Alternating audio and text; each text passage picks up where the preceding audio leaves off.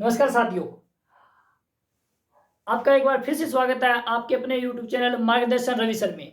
जी हाँ साथियों, आज अपने एक नंबर पक्का करते हैं। सर एक नंबर पक्का कैसे करते हैं? सीधे सीधे क्वेश्चन आने वाले लिखे हुए हैं मैंने कि राजस्थान की कौन कौन सी प्रमुख जीवन रेखाएं हैं। तो एक नंबर का सवाल आने वाला है भाई, सीधा सा देखना क्या है।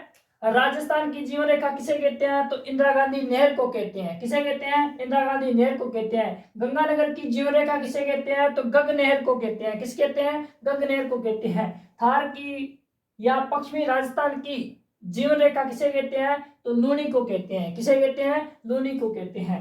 जोधपुर की जीवन रेखा किसे कहते हैं? तो याद रखना साथियों, राजीव गांधी लिफ्ट नहर परियोजना को कहते हैं। किसे कहते हैं? राजीव गांधी लिफ्ट नहर परियोजना को क्या कहते हैं?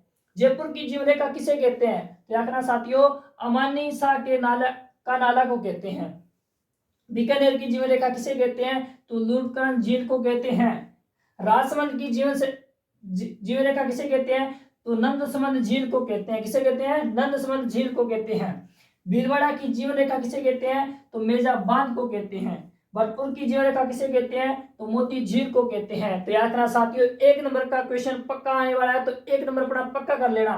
एक बार फिर से देख लेना। राजस्थान की जीवन रेखा इंदिरा गांधी नहर को कहते हैं। गंगानगर की जीवन रेखा गंग नहर को कहते हैं। थार या पश्चिमी राजस्थान की जीवन रेखा लूनी नदी को कहते हैं।